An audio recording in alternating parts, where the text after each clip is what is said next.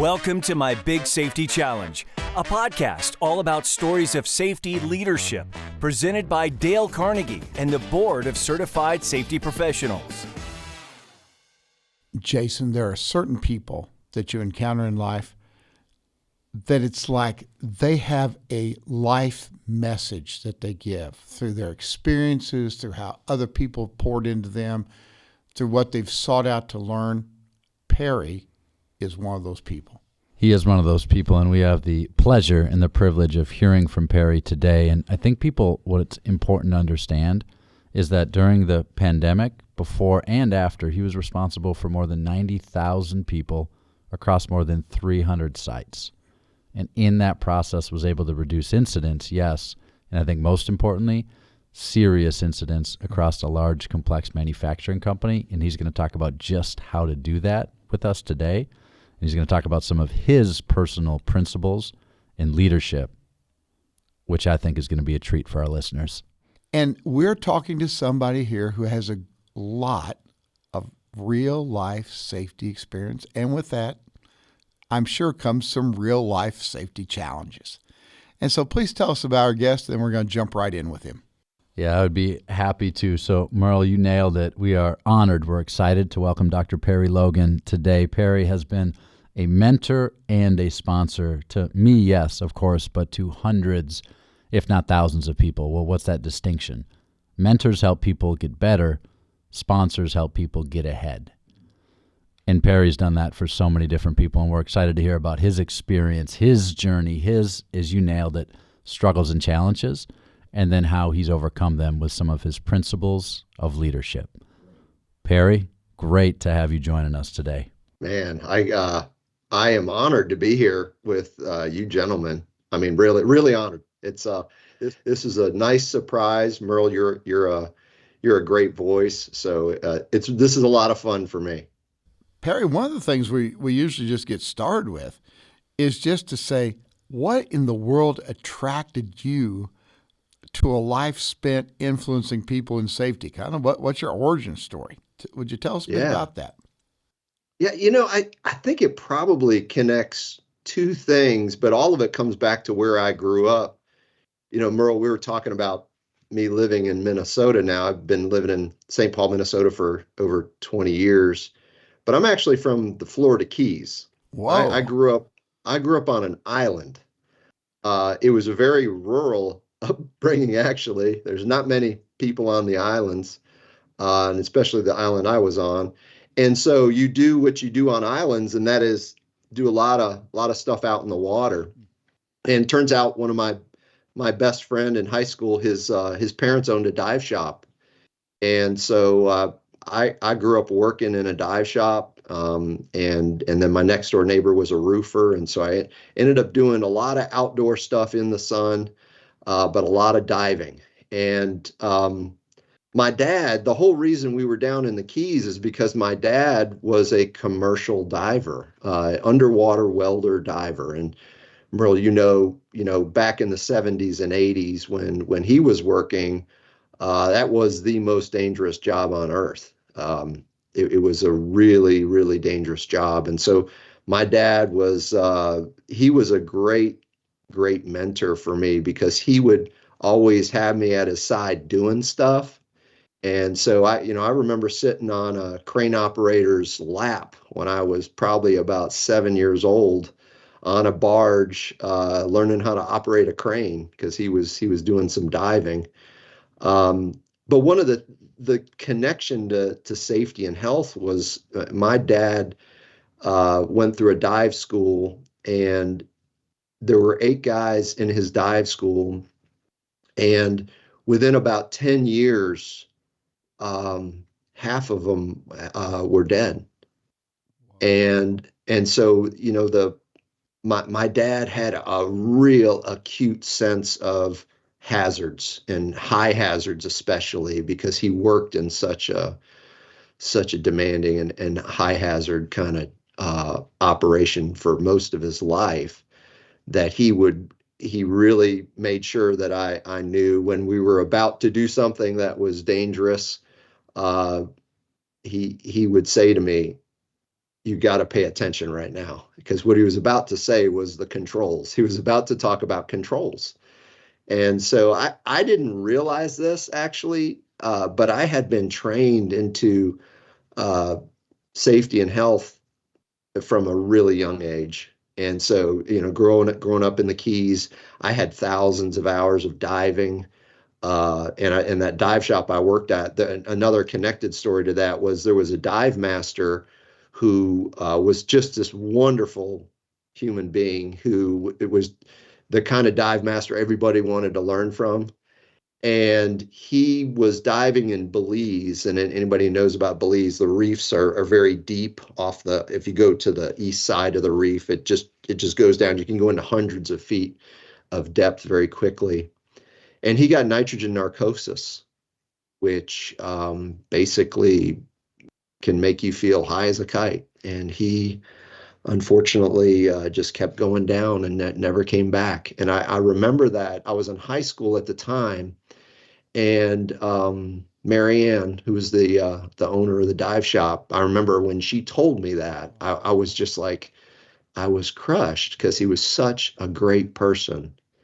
And so, I saw this connection between hazards and risk, and it's about people. Yeah, so that was kind of my origin story. And then I went into chemical engineering, and then, I got, multiple graduate degrees and things like that. But it really started before then. We Yeah. find this with a lot of safety professionals, that there was a story in their life or stories like that, early events that took place that really caught their attention, made them say, this well-being of people through this safe environments to work in. But sounds like your childhood stories and your young adult stories really helped to guide your whole life. And that's a great thing. Thank you for telling us about that. Perry, you referenced one thing. You said your dad, he was a good coach, he was a good mentor and sponsor. He'd say, you've got to pay attention. So tell us why in the 70s and even in the 80s and 90s, that was probably pretty good advice. Tell us why in 2024, that's probably not very good advice if we actually want to drive safety performance in our operations.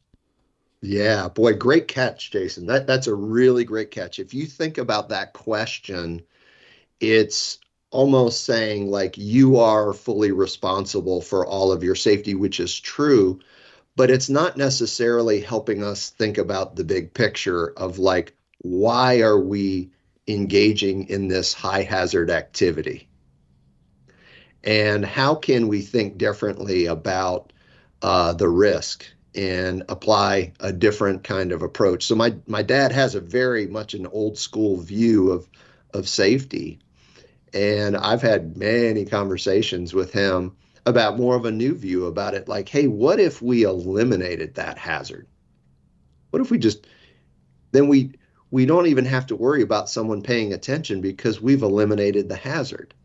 And he's come around to really appreciate that new view of really thinking about how do we think differently about how we do things, and not think it's only on that employee or that person to think about the control that they have to be perfect in order to do it, but think about how can we build systems and controls that just really eliminate or fully isolate that hazard from the employee.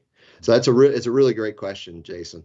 So I'm just curious, Perry, because is it possible for safety professionals, for the people listening to this podcast, to get a bit lulled into comfort and fail to step back and ask those questions?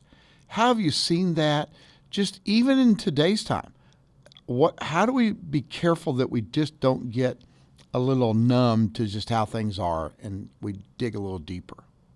Oh man, Merle, that just gets into how we're wired as humans. I think the majority of our life, we're operating on automatic, right? And we know that. I mean, all the neuroscience tells us that the vast, vast majority of all of our decisions are unconscious decisions. We just do it without even thinking. And so it takes really good questions to actually get us to shift our thinking. And I was actually just talking to a group this morning It was a bunch of really great companies. And we were talking about that shift, Merle. Like, how do we ask a question that gets us to think differently? Because if we don't do that, we're just going to be on automatic. And I think it's a tendency we have to all fight, and no one is immune from it. You know, I start off by saying, let me tell you, I am constantly fighting it as a human being. And I'm lucky to have friends. My wife is great at doing it.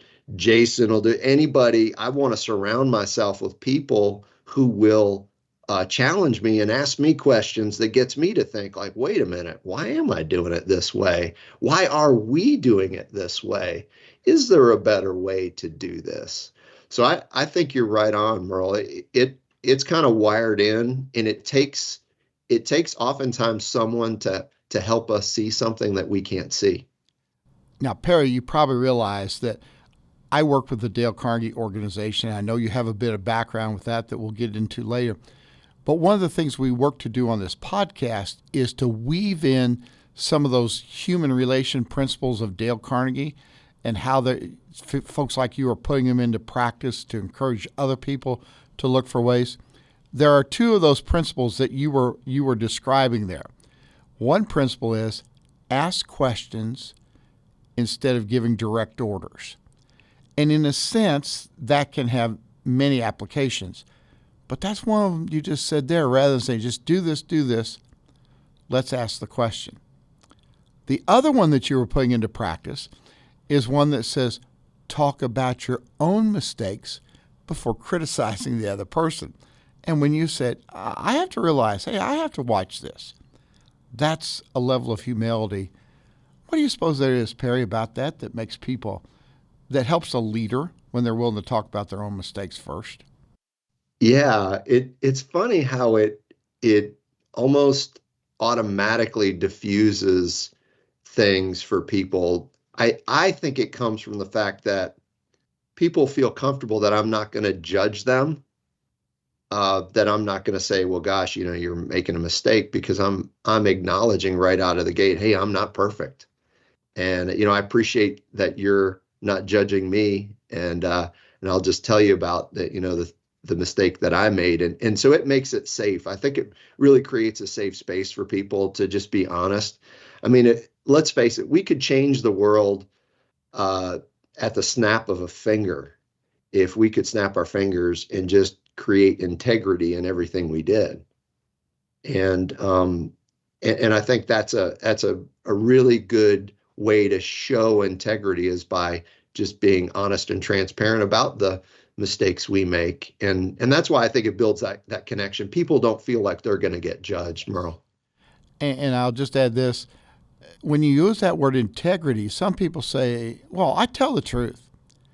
It is not just telling the truth. It's, as a safety professional, living the truth and letting our actions show the truth that lets people then say, that man, that woman has integrity, leans toward them trusting us and looking to us even more. So you're hitting on a good cylinder there, sir. Perry, to build on the judgment piece, something that reminds me of, Marcus Aurelius said this 2,000 years ago. He said, be strict with yourself, tolerant with others. And if there's something that I see you do day in and day out, and you've done it for the last decade or so, it's be really strict with your personal standards. And then not to judge others, but to be accepting of others, but them also to raise their standard and to help them raise their standard in an acceptable, responsible way and respectful way, not a judgmental way. You also talked about HHAs, high hazard activities. Why don't you tell us a little bit about one of your first safety meetings at a specific chemical plant in a specific specific city in the area of Alabama. Tell us a little bit about your high hazard activity experience and what you learned from that. I had started off in chemical engineering school, and I didn't come from a family of a lot of means, and so I had to work my way through school, and I worked in hazardous waste operations in school, and so I learned a lot about protecting yourself in hazardous conditions. And so I get a job in Alabama at a very large facility, a very complex chemical operation. It handled chlorine gas in the rail car level of multiple rail cars level of chlorine handling. And I was walking to my first safety committee meeting at this plant. And I noticed a kind of a cloud coming out of a manhole. And at the same time, I'm like, whoa. I mean, I had tears in my eyes right away of like, man, this is chlorine bad. And so I went into the room to the building, was on the left-hand side, and we'll go into the safety committee meeting. And I'm like, and some people are like, hello. And I'm like, stunned, and I'm like, did you all just see that cloud of chlorine gas? And I just remember them looking at me and saying like, oh yeah, did you all see that? You know, they were just like, for them, it did not seem like any kind of high hazard experience. And I'm like, guys, that is what is called immediately dangerous to life and health. And they're like, yeah, I think we ought to call, and I forgot who it was, the guy's name. I think he needs to adjust the valve. I'm just like, that was such an eye-opening experience to me to understand their level of risk perception and my level of risk perception. But I would have been in level A walking through there. And so it was a shocker for me to do that. And it was great because I could use that story for, forever, for the rest of my career there, to talk about like, hey, there are some high hazard activities that if you're not aware of, somebody could take a deep breath of that chlorine right there and actually have a serious condition in their lungs result from it. And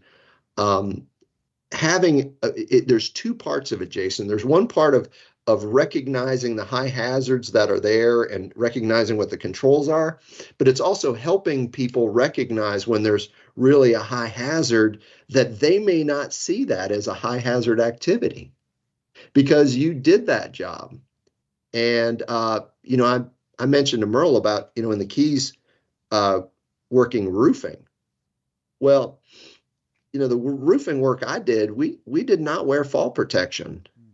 And we were at the leading edge.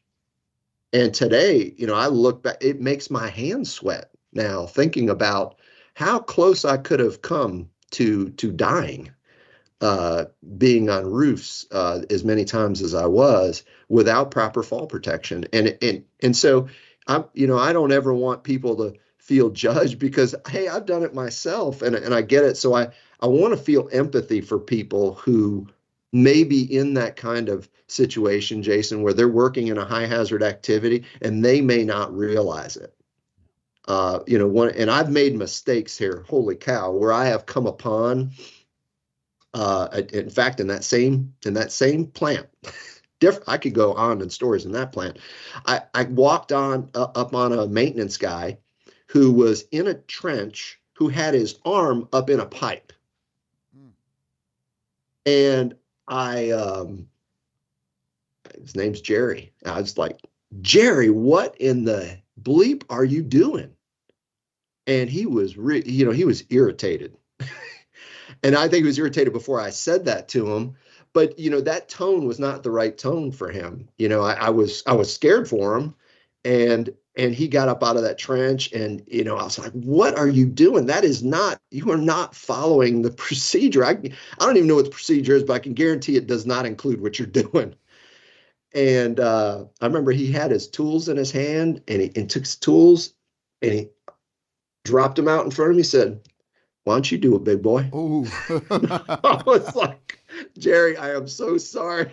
I had to apologize very quickly because, the reality is Jerry was so much more competent than I will ever be in my life on how to maintain really complex equipment. And so, there's an example there of Jason where I came upon somebody in a high hazard activity, and my response was not the right response. And I've thought about it probably 100 times how I would do that differently if I came upon Jerry again. Well, here we have a couple more principles. One you excelled in, one that there was a little bit of opportunity for growth. How's that for a nice way? Or we call them OFIs, opportunities for improvement. So we have the principle, begin in a friendly way. So it's like you don't blast the person out of the saddle, and you realize that. But your other one, if you're wrong, admit it quickly and emphatically. And respect levels go up. For Yes. safety professionals, human beings, we respect when somebody says, I goofed, and I take the blame for it. You got your finger right on a key thing, Merle. If I would have been all arrogant in my safety, I got this degree and that and blah, blah, whoa, boy, that would have not worked well. So I learned real quick that it goes a long way. That principle goes a really long way. Perry, I want to circle back to the HHA, the high hazard activity conversation, because what I heard in your story is that the standard that was set at the site was an acceptable standard for some, in this case actually most, but it probably wasn't the right standard. And you and I have a COO that we have a high level of respect for, someone who has consistently driven business and safety performance at multiple companies. And he believes that leadership, standards, and engagement are the three things that you absolutely have to deliver on. Tell us your perspective on that, and then tell us really specifically about the standards piece, because it seems that's where most companies are dropping the ball right now. But tell us about all three and what they mean to you. Yeah, that's beautiful, Jason. So that leadership, there's multiple parts about that, but one of the things that he does is he really will walk the floor and engage people in a really respectful way.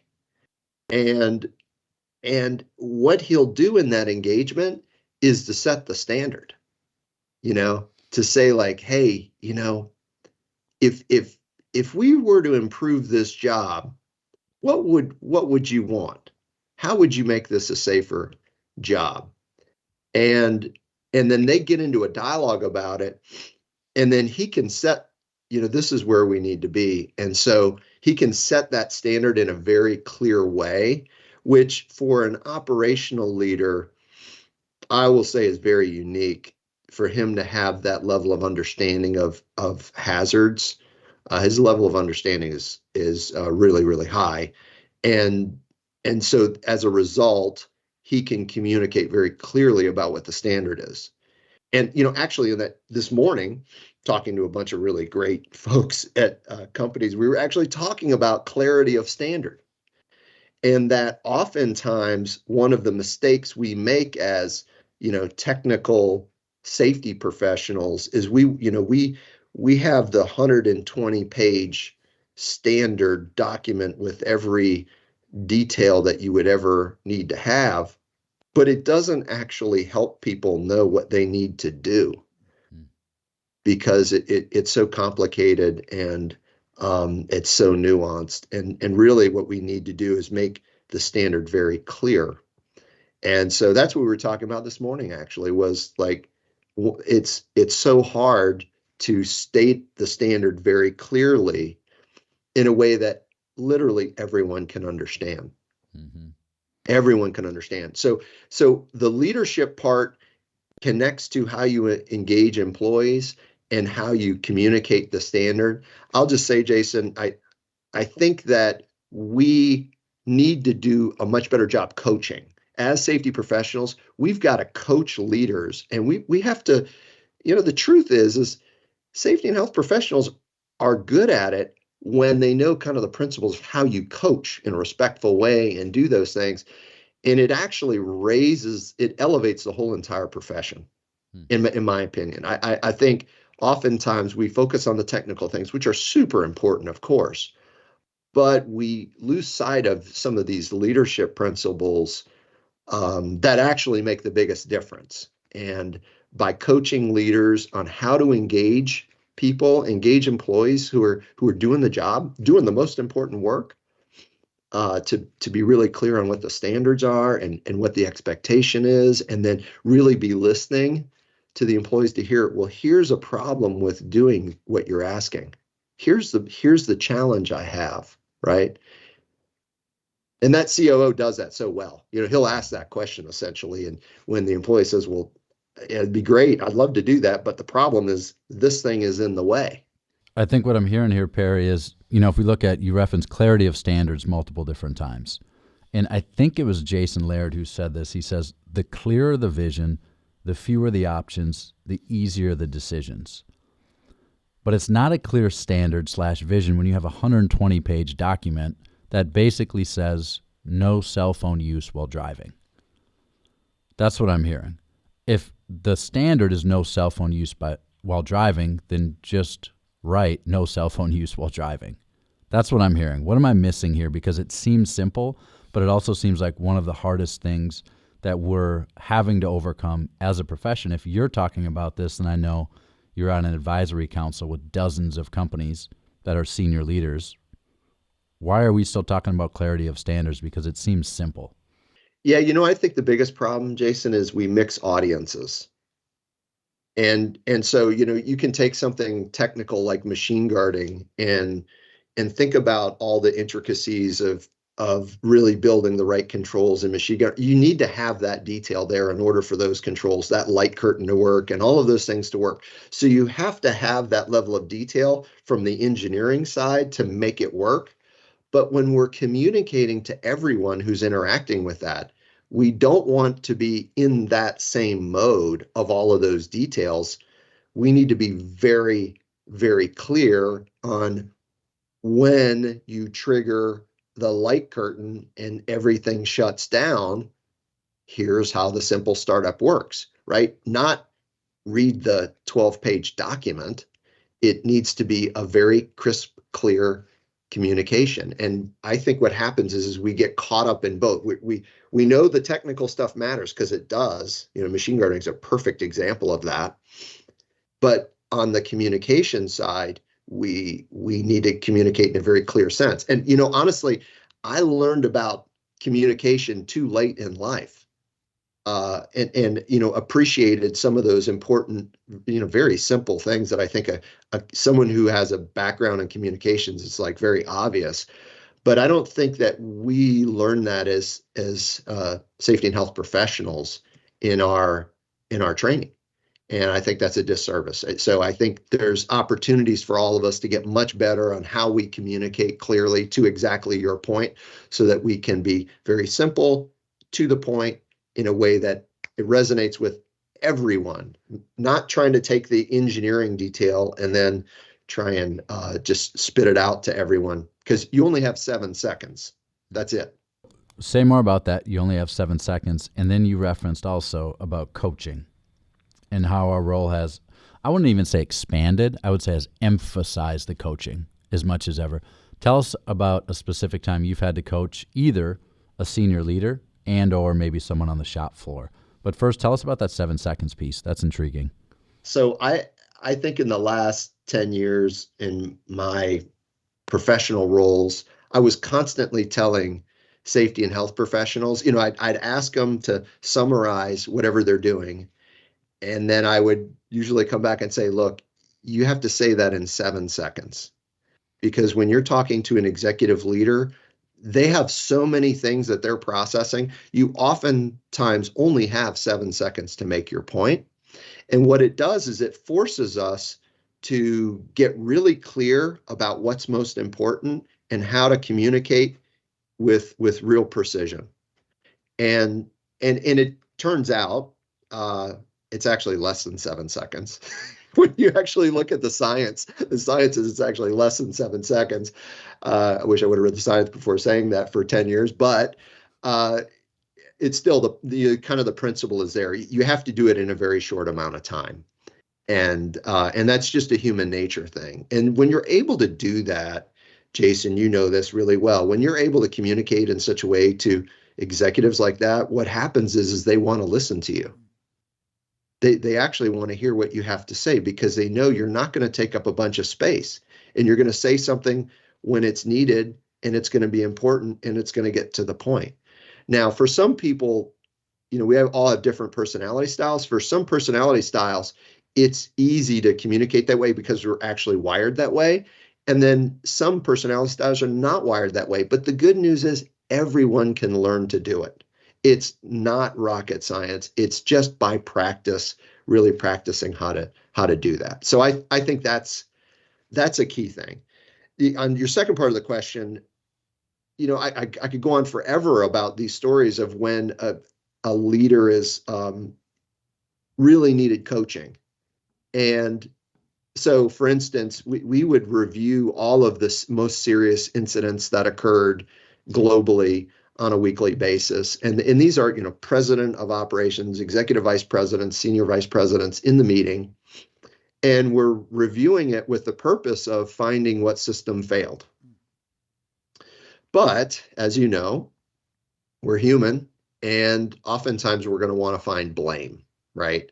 And when we get into that framework of looking for blame, we're actually not solving the problem. We're actually pushing the problem aside and solving the wrong problem.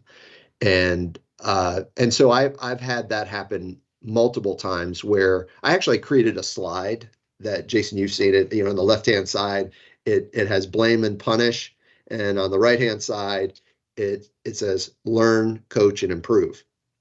And when it didn't happen often, but when it did happen where the conversation really took a wacky turn, I would actually just take control of the meeting because it's in Teams, and I would just throw up the slide and I wouldn't say anything.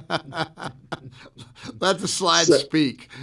Let the slide speak and let it kind of marinate. And then it was hard. The hardest part was like trying to like get everybody back and say like, yeah, I know you guys are frustrated. I can totally get that.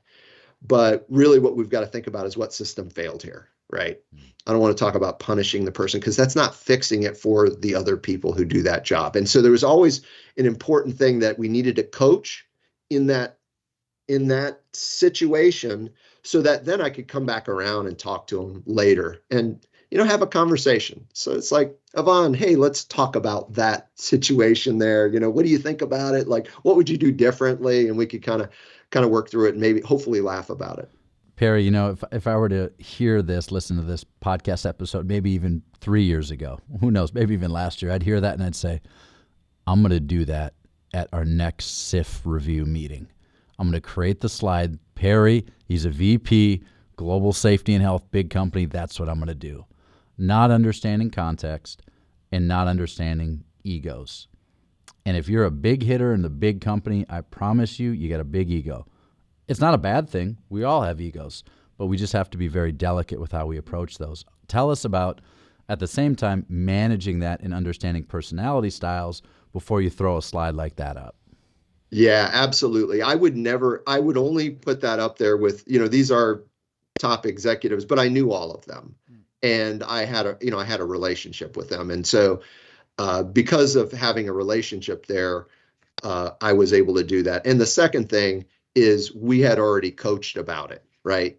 So with every one of them, we had talked about how we really activate our culture and how we bring in human and organizational principles and how we do things, which, laid the foundation for me to put that slide up. And I'm really glad you pointed that out, Jason, because I would not recommend just creating a slide and doing that. You have to do all that groundwork. And it really comes from, having good relationship with folks and listening. Listening becomes it is probably the secret to success. I mean, it's one of the most important things we can do. I mean, it goes to your relationship with your kids, your wife, it doesn't matter. But especially at work is really listening for what is being said. Maybe, and it may not be exactly the words, it's what is being said. And so having the ability to listen there first, before you jump is super important. But you do have to have the courage to say what needs to be said. And it may not be popular sometimes. Perry, we as safety professionals, though, we've done all this study. We've read the OSHA. We've got all these guidelines. I mean, I just want to erp it all out to everybody and let them have it, because I got it oozing out of me. And now you're telling me that I need to listen? Really? Yes. Yes. Yes. That's why the principle is be a good listener. Encourage other people. Talk about themselves, their ideas, their perspectives, and hear them. Even what you said about the coaching of folks, the principle that says use encouragement. Make the fault seem easy to correct, where you use your example of Yvonne and say, hey, let's just got to talk this over here and all. Would you talk to us a bit, though, about, for the folks that are listening, the fear of failure as a professional and how we need to look at a failure or a mistake that we make? Because most of us want to do it so right, and we feel like our reputation's on the line. I mean, we're doing critical things. Is there room for a mistake on our part? Yeah. Oh my gosh, Merle, honestly, I think all of us will do good to help our organizations shift their thinking about that. And we can do that by demonstrating good behavior around that. But having a continuous improvement mindset of we're going to make mistakes and we're going to learn from those mistakes. And we want to make sure that when we make a mistake, nothing bad happens. Yes. And I think that resonates with every part of the company or organization that you're in.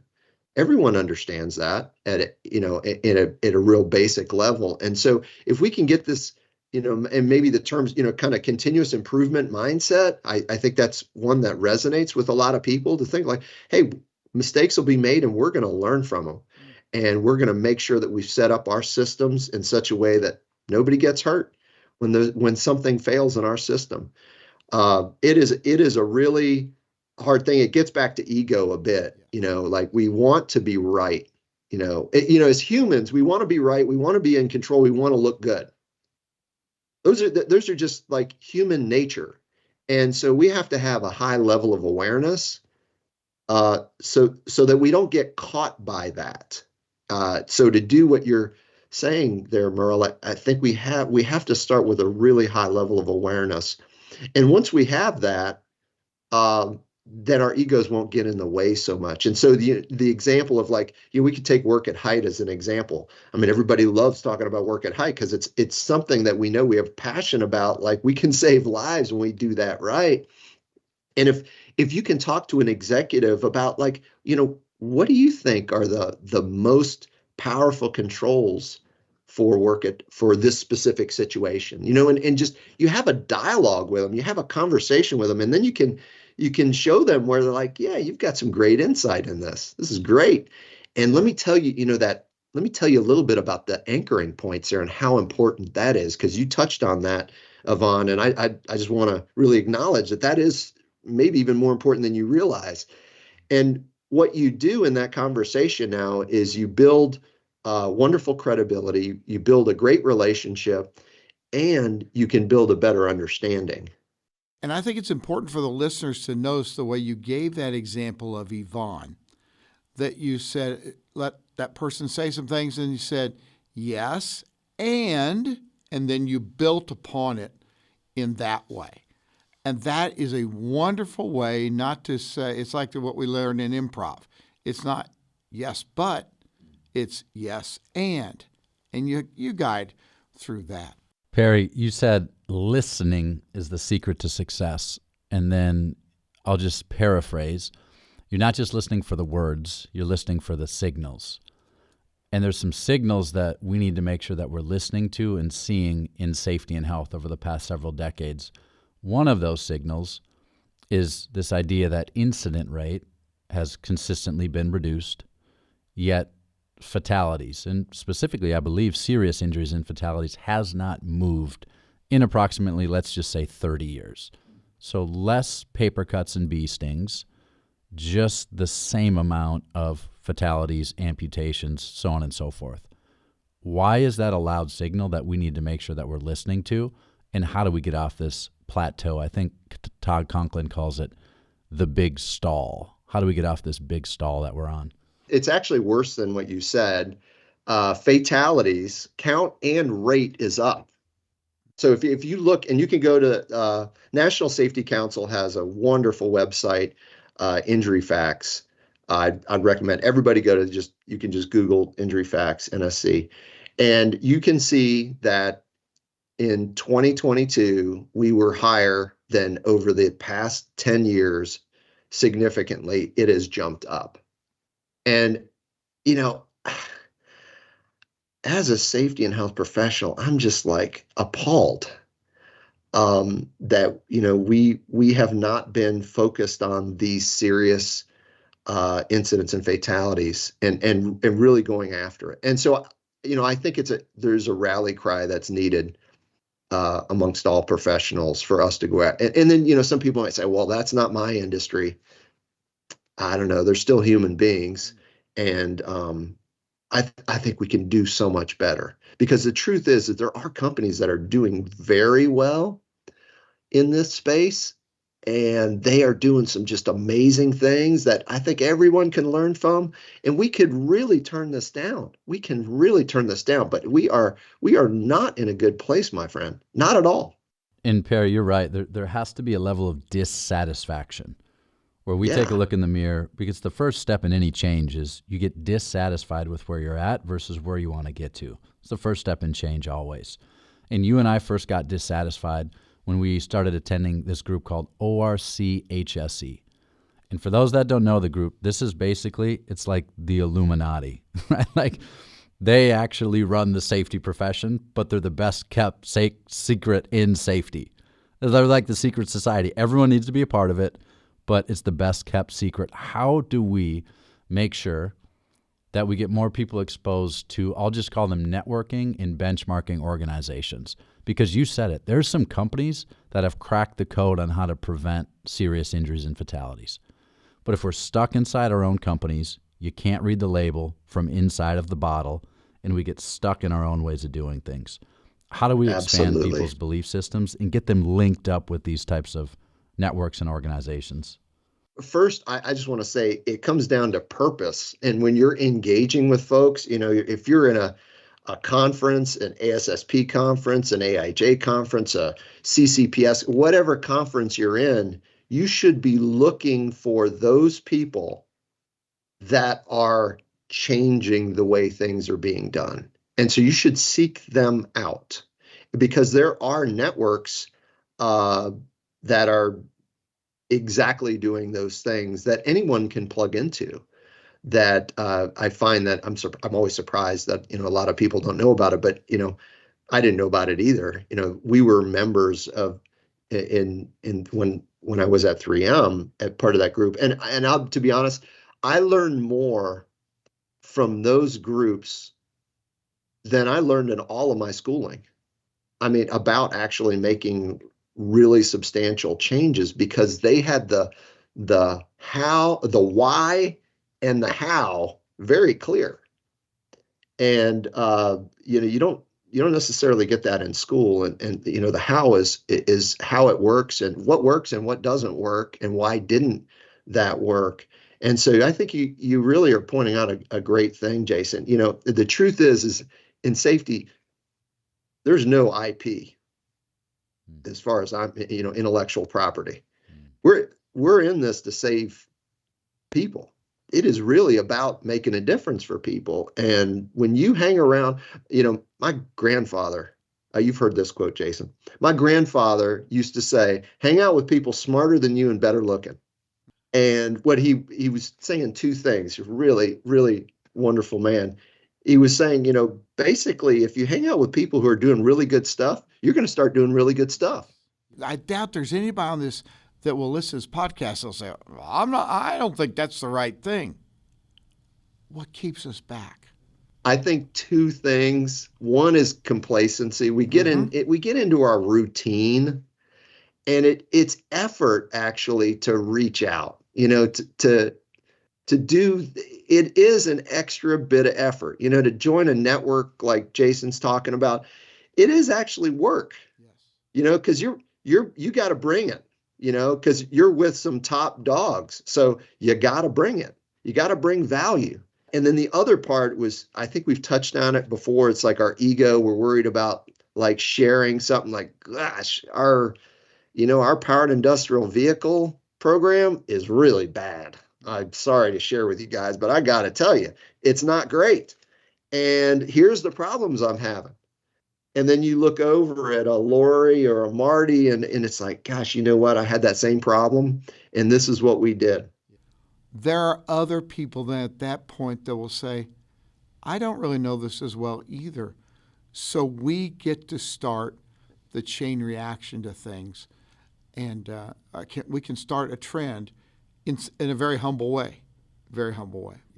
One area where we realized that we were smart enough to know that we weren't smart enough, and we had to seek counsel, which is what you keep referencing, is we need to seek counsel to recognize that we don't have the answer and seek counsel elsewhere. A place that we realized that when you and I worked for a large manufacturing company was around our serious injuries and fatalities, our SIFs. And then we sought counsel, we came back, we executed, we implemented, and we saw a significant reduction in our SIFs. One of those things we did was through what's called a RAP workshop. Tell us about a RAP workshop so we can give some of the listeners out there a very tangible and tactical tool about how they can make sure they understand their high hazards and then actually do something about them. Beautiful question. So number one, you have to think about your high hazard activities and actually create an inventory of what they are so that you have the entire scope. So we started off with building high hazard inventories, and that was a really great exercise. It's a painful exercise for a lot of people to try and coach them and explain why it's important to do that. But once everybody created those high hazard activities, we could systematically go through and do a RAP workshop, which is a learning team, to bring the right people together to figure out, what are my controls? What are all the controls that we have in place? And where do we need to strengthen our controls for that high hazard activity? And it's like, if you do that systematically, it actually can encompass all of the things that, Merle, you've been asking about on leadership. You bring those in a learning, yes, continuous improvement kind of view.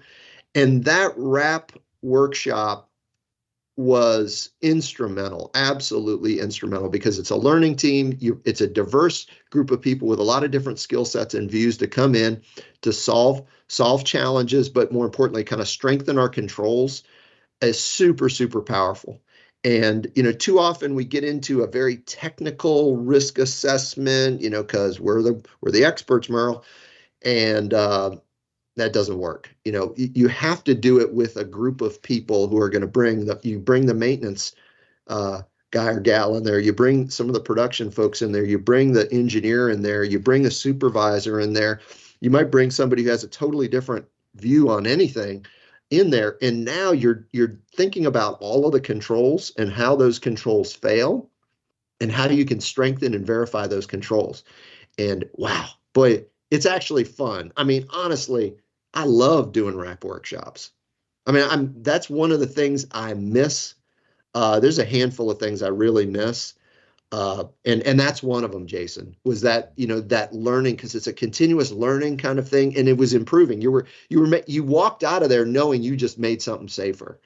And you had everyone on the team. It wasn't a safety person telling you how to do it. It was, we all came together and we had good dialogue and debate and everything like that. But you came with an end result that was awesome. And as a result, we could see the residual risk come down. We could see it in the data because we built the fundamentals of a risk, that RAP, into our systems and into our audit systems, everything. And you could see residual risk come down very, very quickly. And it gave us a language that, everybody could speak the same language about risk and about controls and things like that. The principle that says, try honestly to see things from the other person's point of view. And when you mentioned, you bring in the maintenance person, you bring in the engineer, you bring in the person out on the front line.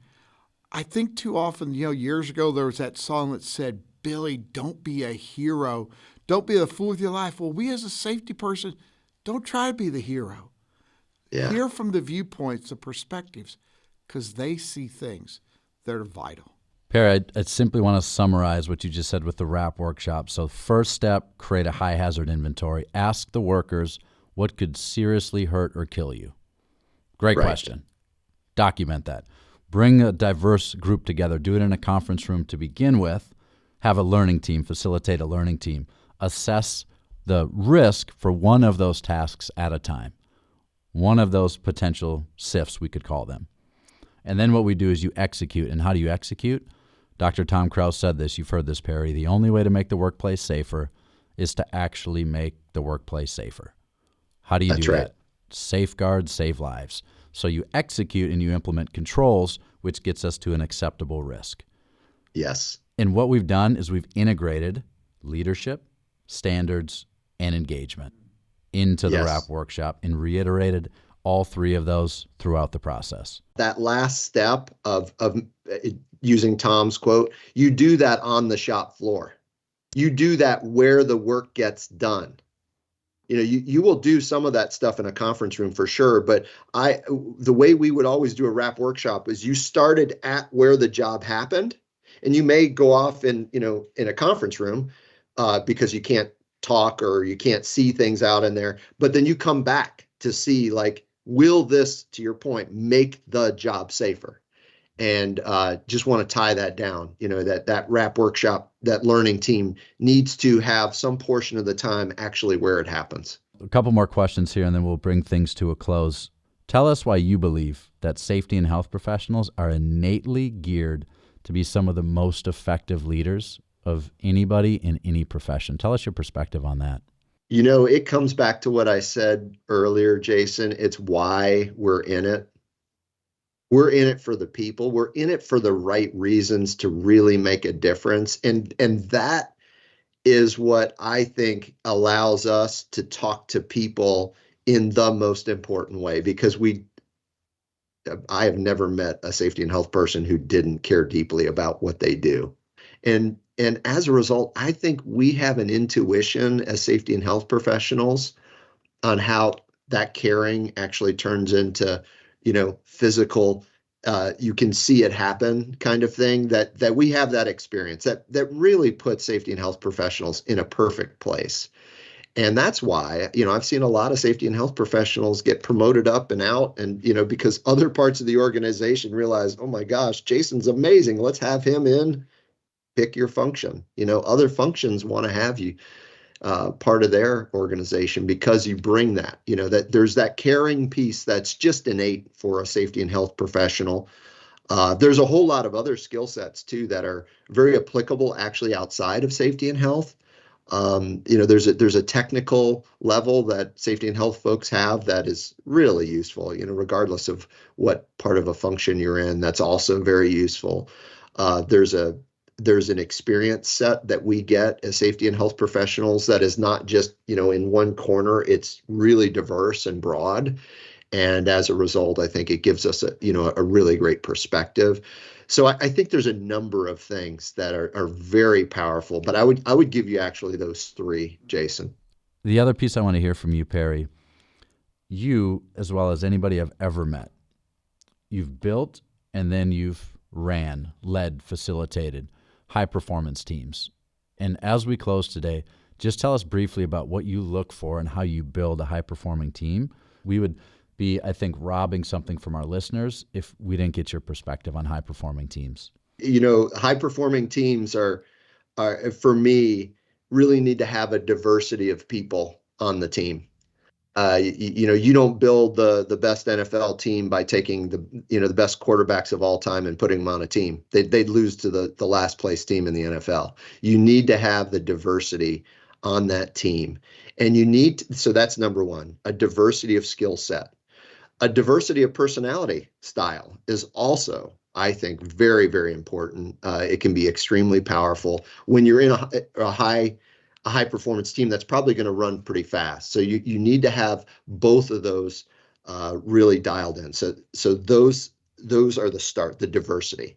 The second thing is we've got to be just really clear about what our goals and objectives are with a high performance team. You got a lot of high energy and really, bright folks and accomplished folks. You need to get everybody together on, all right, what's our purpose and what are we shooting? What's our target? And when you can get that clarity right in the beginning and then refine it over time, because sometimes, your target will change, but having that clear is really important, really, really important. The third thing is, as a leader, you got to get out of the way. You've got to support people and trust people, allow them to fail, support them, and really figure out what they need. Leading a high performance team is hard, but it's so much fun because they're a bunch of rock stars. And when you got a bunch of rock stars, you just are basically asking them, what do you need? What can I do to help you be more successful? So you have to have a different mindset. I've had so many teams where literally everyone on the team is way smarter than me. So I'm not going to tell them anything. They already know. So the only thing I'm doing is asking them questions. What I find is you need to be able to ask questions, the right kind of questions, respectful, but get to the point. But I think that's another really important part of it right there. So I think if you build your mental framework focused on team outcome, getting everybody clear on that, on what the goals are, having a really diverse team, and bringing in the people who need to be in there, you will grow as a professional more than you've ever grown. I just want to go back. You talked about why safety and health professionals are geared to be some of the most impactful leaders. You and I have heard this before, and I know you deploy it, you leverage it, you think about it all the time. This idea that when Michelangelo was given a block of marble and asked how he sculpted the statue of David, he said, all I did was I chipped away at anything that wasn't David. And so, although we are geared to be so impactful and to drive true change in our organizations, what's the one thing, Perry, that we need to chip away at, that if we don't, it could potentially hold us back from protecting lives like the way we truly can protect and improve lives? What's the one thing? I'll say the one thing, across the profession is the fear of change. I think we often get hung on to how we've been doing things, and that has been our biggest detriment. And it goes back to one of your earlier questions in the beginning about what's going on with serious fatalities or serious incidents and fatalities. It's like we need to change, and that's the number one thing. And change is it's not as bad as you think it is. It's not as bad as you think it is, but we have to change. That would be my one thing. If we can do that, I really think the leadership principles are the way we do that. If you just think about some of the questions that Merle was asking about leadership, if we can really onboard all of those immediately right now, change will happen very quickly, in fact. But we've got to do that. We got to be humble to do it, and ask those questions of ourselves, and have the people around us that'll challenge us in that way. So Perry, in just a moment, we're going to ask you to give a final word of encouragement, challenge, just to the podcast family that's listening. But we've been very fortunate today to be able to learn from your younger experiences that have guided you. All these people have poured into your life throughout your work life and family life and have helped make you the person you are. If you were sitting across from a safety professional, what would you say to them as just a challenge and encouragement? Yeah, I would go back to my grandfather's quote. I challenge everyone to reach out and connect with someone that they've never really connected with, who they can really learn from. We've got just some amazing people in our profession, and even outside in kind of adjacent professions that could be a one of the most important things you ever did. I could just think of so many times in my life where I had made a connection with someone that literally changed my life. And that is what I would do. I would say, get out of your comfort zone periodically and meet someone, and they may not look the way you think. They may not speak the way you think. And that's a good thing. Perry, man of experience. One of the things that really stands out to me was he said, seek out people to learn from and help. Don't be stuck in the corner. Humble yourself. Speak up and say, I want to get around you. I'd like to learn. I'd like to listen. Share your ideas. Solid thought. Solid thought is right. So many different takeaways from Perry, Merle, some from you as well. I'll just reference one from Perry. You have 7 seconds to make a point. It's this idea that we've moved from the information age into the age of attention. And we have about 7 seconds of someone's attention to deliver the information we need for them to understand. I don't want anybody, especially us, our listeners, hearing that from Perry and being sure to implement that moving forward. 7 seconds to make a point. Spot on. Thanks, folks, for listening to this podcast, and let's put it to good use and help our people. Thanks for listening to My Big Safety Challenge, a podcast produced in partnership by Dale Carnegie and BCSP, with your hosts, Dale Carnegie Master Trainer Merle Heckman and Jason Coons, Global EHS Team and Culture Activation Lead for 3M. Executive produced by Charlie Eltringham. Supervising producer and editing by Michael Escobedo. Directed by Michael Escobedo, Joel Burgai, and Giachi Liu. Graphics by Giachi Liu. Editorial support from Brendan Mohawk. Consulting producers are Colin Brown and Mark Sullivan. To have new episodes delivered directly to you, please subscribe on Apple Podcasts, Spotify, or wherever fine podcasts are downloaded. If you would like to share your story of a safety leadership challenge you faced, email us at info@mybigsafetychallenge.com. See you next time.